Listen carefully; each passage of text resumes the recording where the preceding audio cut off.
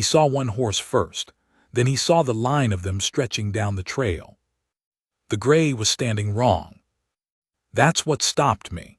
Not the woman holding the lead rope, not the load she was carrying on her face, just the gray. Left foreleg cocked at an angle that wasn't rest, wasn't sleep. It was the angle of a horse that had been herding long enough to stop asking anyone to notice. I was filling my canteen at the creek below the ridgeline cutoff, and I wasn't planning to look up. I'd been riding alone 3 days, and I had 2 more ahead of me, and solitude had settled into me the way it does, not lonesome, just quiet, complete.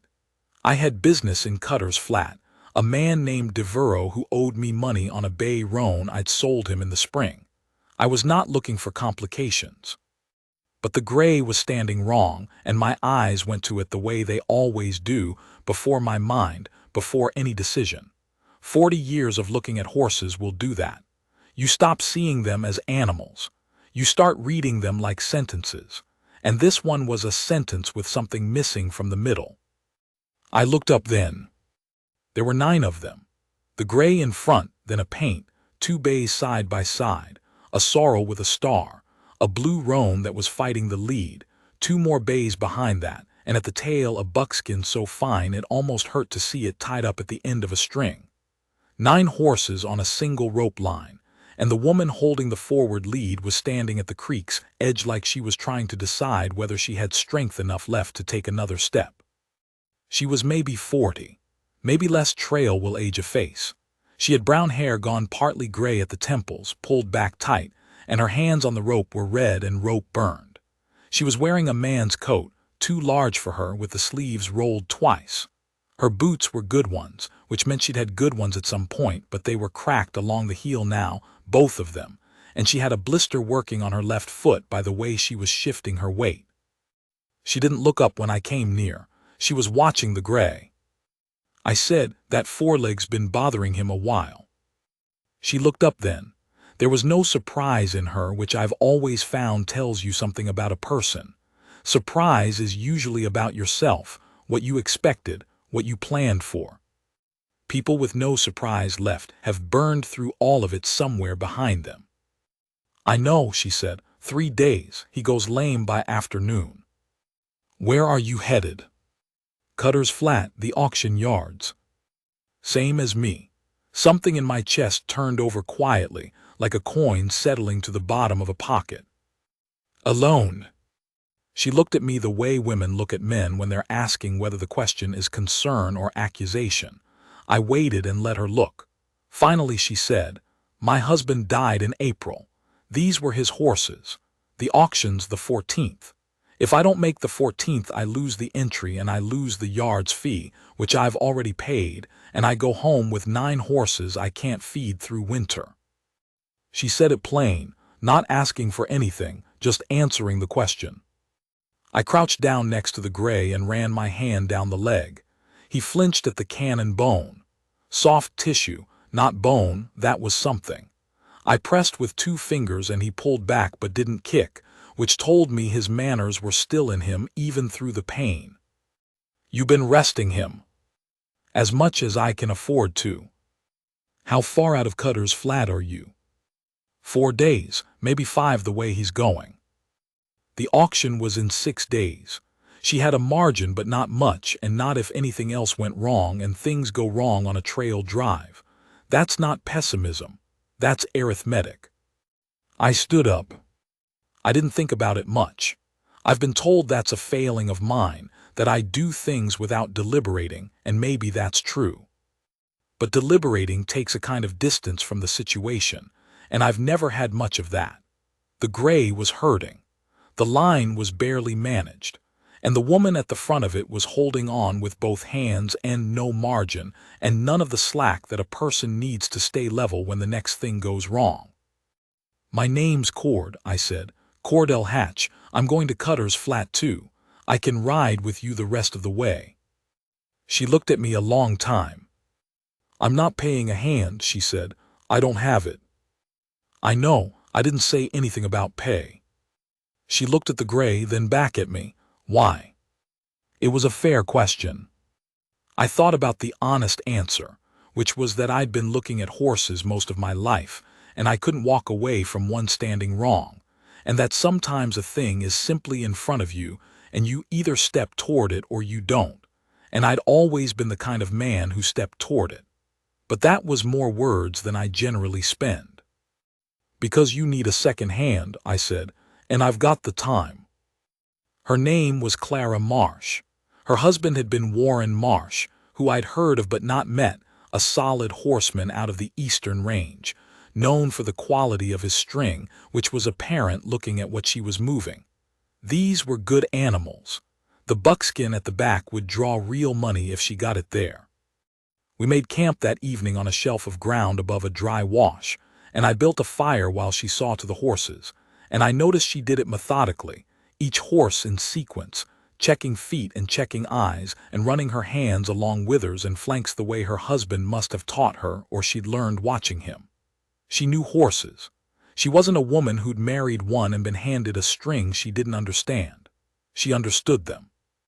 She just didn't have the hands for 9 of them across open terrain. I poulticed the gray's leg with what I had in my kit, camphor and clay, wrapped with a strip of clean muslin I'd been carrying since a horse of mine had needed it 2 months back and hadn't in the end. The gray stood for it. Stood quietly, head down, one ear tilted toward me like he was listening. Clara came around to watch. "Will he make it?" she asked. "Probably, if we keep him easy. He shouldn't be at the front of the string, he's working harder there, keeping pace. Put him third. Pair him with the paint, she'll steady him." She nodded. "I didn't know that." "Wouldn't, most people wouldn't." She was quiet a moment, then Warren would have known. "Probably," I said. "He'd have known the gray too, would have been watching him." She looked at me, then away. We ate beans and I had cornbread I'd made the night before. A little stale, but it did the work, and she had dried apricots she shared without offering, just put them on the ground between us in a folded cloth. I took some and she took some and we ate without saying much. The fire was low. The horses were settled in their line, and the blue roan that had been fighting the lead all day was finally standing still, head low, finally convinced there was nowhere to be. "Warren managed this string a long time?" I asked. 11 years. He built it from 3 horses. The buckskin's the prize. Warren bred him himself, wouldn't sell him, but the auction's the thing now. She looked at the fire. "I can't run the ranch, not alone. I'll sell what I can and take what that gives me and figure the rest." She said it the way people say hard things when they've already made peace with them, not asking to be talked out of it, not looking for comfort, just saying the true thing. I said, "The buckskin'll bring good money. The bays too. That blue roan's a fighter, but there's someone out there who'll want a fighter. I need 1,400. That's what I owe on the ranch note. If I can clear that, I can make one more winter." "You'll clear it," I said. She looked at me then, and her look was the same kind she'd given me by the creek, measuring, not hostile, like she was reading the sentence of me and deciding if it scanned. "You a religious man, Cordell Hatch, the way you say that like you know." "No," I said. "I'm a man who knows horses. The buckskin alone will go 500 if the right people are in that yard." She was quiet. Then something in her face shifted, not softened exactly, but the held quality of it let go a fraction. "All right," she said. We rode 4 days. The first day was slow, the gray still favoring, the string bunched and pulling, and the blue roan trying twice to bolt and taking some patience to settle. Clara held the front and I rode drag, and there's a particular kind of work to riding drag on a string that most people don't know about because it's invisible from the front. You're reading the whole line from behind. You're watching for the ones that tire, the ones that spook, the gaps that open up when a horse decides to stop for no reason a person could explain. Your pressure and your patience at the same time, and you do most of it with your knees and your position, not with noise. By midday, I'd found the rhythm of her string. The sorrel with the star was the nervous one. She'd spook at a shadow and take the 2 bays with her if you let her, so I kept my position wider right so I could hold that flank when she got ideas. The paint was steady as a table, and you could anchor the gray to her like she'd been doing it all her life. The buckskin was proud. There's no other word. He moved like he knew what he was worth. Clara handled the front with more skill than I expected. She didn't oversteer, didn't yank or check. She kept her pace even and let the horses find it, and when the line went ragged she'd ease back rather than push forward, which is the right thing to do and not everyone knows it. By the second afternoon, the gray was moving better. I changed the poultice that morning and it had drawn well, and his gait was smoother, more willing. He wasn't 100% and he wasn't going to be by the 14th, but he'd move, and he'd bring something. He was a fine-framed horse under the hurt. We stopped that evening at a rocky outcrop that gave us a windbreak and a place to tether the string in a loose arc. The wind had come up from the northwest, cold for the time of year, and Clara's coat wasn't enough for it. She didn't say so. I noticed because I notice. I made the fire bigger than I needed to and angled my bedroll to block the worst of the wind from her side of the camp. She didn't comment on that either. The third day was the hard one. We came over the saddle of a long ridge in the late morning, and the trail dropped into a narrow canyon, red rock walls close on both sides, the kind of channel that makes horses anxious because there's nowhere to run. The blue roan went sideways at the entrance and nearly pulled two horses off their feet. I came up fast and got between the roan and the wall, crowding him with my horse until he had nowhere to go but forward. My horse, a grulla I'd had 8 years named Quinn, knew that work. He leaned into it without being asked. We pushed the roan 3 paces, 4, and then he gave and went forward. But the string behind him had bunched, and the sorrel with the star had gotten her lead twisted around the near bay's neck, and they were both going to panic in about 4 seconds. I dropped off Quinn. When you drop off a horse on the run, you don't think about the ground. You think about what you're going to when you land, and I was thinking about the sorrel's lead, which I got to just as she started to throw her head. I caught the rope above the knot and got one hand on her nose and held it firm, not harsh, just enough, and talked to her the way I talk to a frightened horse, which is low and with no urgency in it whatsoever. She fought it for 10 seconds, 15. Then she blew out through her nose and came down. I unwound the lead from the bay's neck, retied it to the proper ring, and got back on Quinn. Clara was at the front of the string watching me. I couldn't read her face at that distance. We got through the canyon without anything else. That evening she said, "You didn't hesitate." With the roan. Any of it, the roan, the sorrel, you just moved. There wasn't time to do anything else. She shook her head slightly. There's always time to hesitate. Most people use it. I didn't have an answer to that. I poured coffee and handed her a cup, and she took it without looking away from the fire. Warren hesitated on things, she said, not accusing him, just saying. Not with horses, with other things, with telling me things, with asking for help when he needed it. She was quiet a moment. He didn't ask for help until it was too late. The note, the land trouble. He carried it alone, and I didn't know how bad it was until April. I listened. "I'm not carrying things alone anymore," she said. "I decided that in April too." She looked at me then, sideways, the firelight moving across her face. "That's why I let you ride with me, in case you were wondering." I was a little. I've had men offer to help before who wanted something. I can tell the difference now. You didn't want something. You just, she looked for the word, moved. The 4th day the terrain opened up and we made good time, and by early afternoon I could smell the change in the air that means a town is ahead, wood smoke, a feed yard, the distant sound of hammering. Clara smelled it too. I saw her shoulders change. 2 days early, she said. The gray made it easier once he was in the right position. You made it easier, she said. Don't do that. Do what? Give the credit to the horse. I didn't say anything to that. We rode the next mile quiet. We came into Cutter's Flat by the North Road, and people looked at us. A man and a woman on a 9-horse string, the buckskin at the back drawing eyes. There's something about arriving with a fine string of horses that a person doesn't forget. The quality of animals says something about the quality of the people moving them, and I felt it, the way you feel things you know are true. These were Warren Marsh's horses, and they'd come through the trail whole. I'd helped make that happen. I'd held the line when it nearly broke.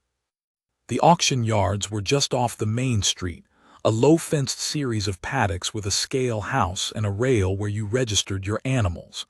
We rode up and a yard man came out, and I let Clara do the talking.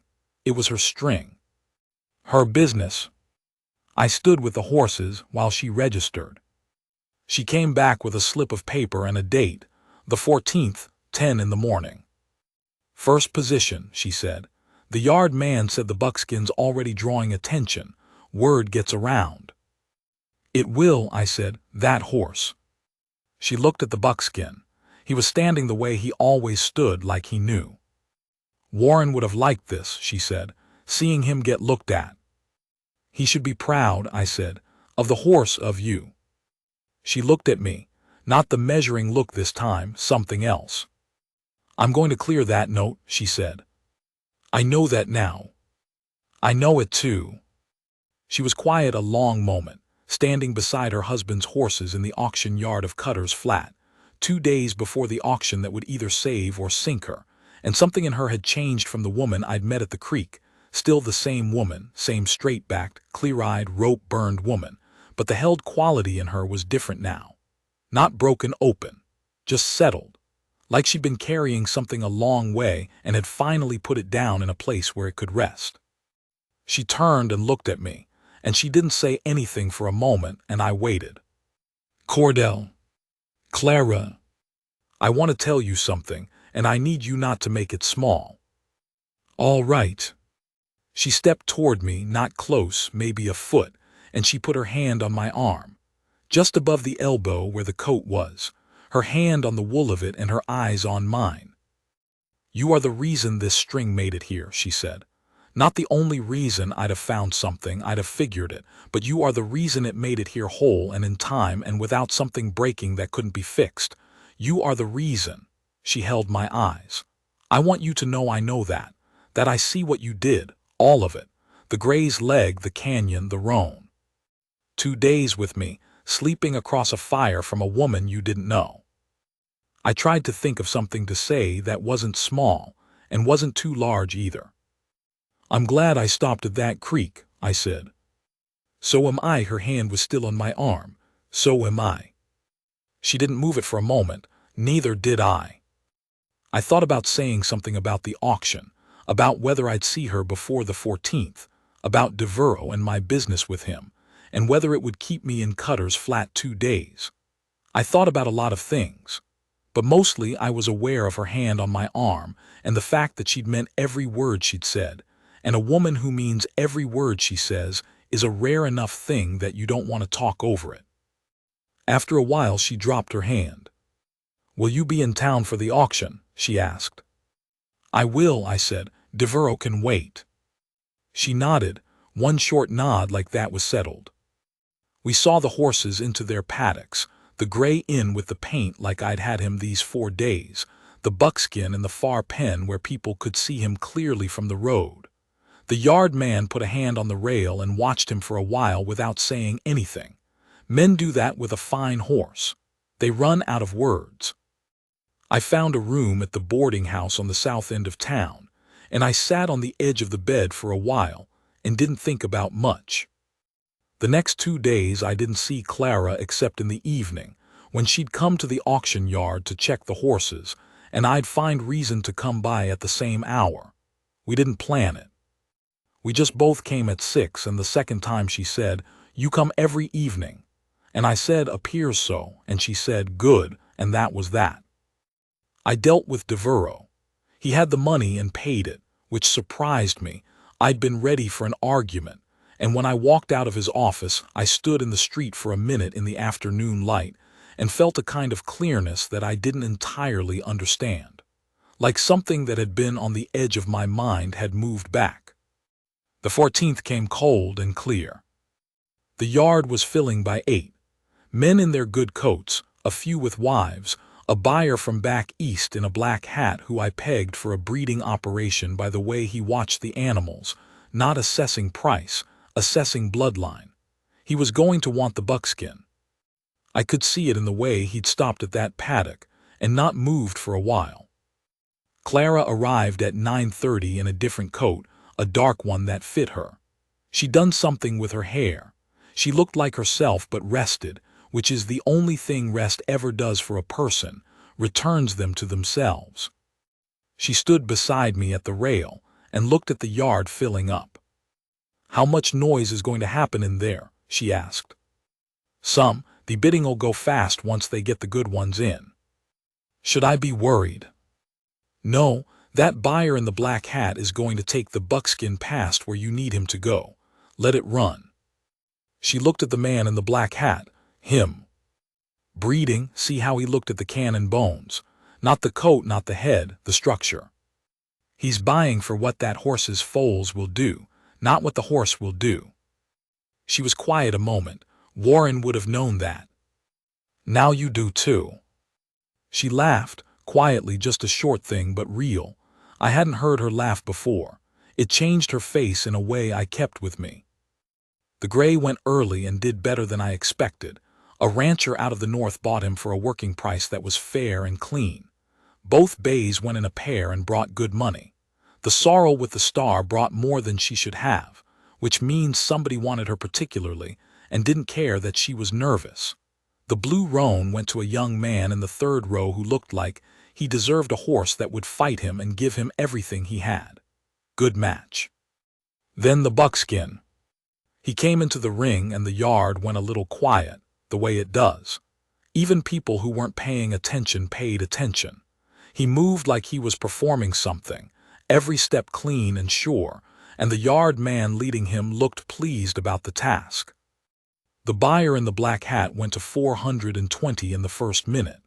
Somebody else came in. They went back and forth, and the black hat went to 510, and the other buyer dropped, and then a third came in from the side and pushed it to 540, and the black hat came back to 560, and the third man let it go. Final $560. Clara was still beside me. She was holding the rail. I said nothing. She let go of the rail slowly. "That's," she started. "That's your note," I said. "And more." She turned and looked at me and her eyes were wet, and she didn't try to hide it and didn't apologize for it. And that too told me something about her. "It's done," she said. "It's done." She stood there a moment. Then she did something I didn't expect. She stepped forward and put her arms around me, not dramatically, not falling into me. Just stepped in and held on for a moment, her face against the shoulder of my coat, her hands flat against my back, steady, like she was making sure of something or saying thank you for something that didn't have another way to be said. I put my arms around her. She was right there, solid and real, and the auction yard was noise around us, but that spot we were standing in was quiet, and I was aware of every bit of her, the dark coat, the slight shake of her exhale, her hands on my back, and I held her the way you hold something you didn't know you'd been needing, which is carefully and completely and without hurrying it. She stepped back after a moment, looked up at me. "Thank you," she said. "Clara, let me say it. All right. Thank you for stopping at that creek, for the gray and the canyon and the roan and all of it, for being a man who moves toward things." She paused. "There aren't many of those." I didn't know what to say to that, so I said, "I'll walk you to collect." She laughed again. Shorter this time, but the same realness in it. "All right," she said, "walk me to collect." We went together through the thinning crowd, past the paddocks emptying out, past the buckskin's pen that was empty now and had the quality of something well completed, and I walked beside her in the cold morning air of Cutter's Flat, and the sun was on the red rooftops, and there was dust moving at the far end of the main road, and somewhere a door was opening on something I didn't have a word for yet. I didn't need one. The note would be paid, the horses had come through. And she'd stepped in and held on, and I'd held back, and the rest was just time and the open country, and whatever a man like me does with what's been handed to him. I've always moved toward things. That part, I figured, wasn't about to change.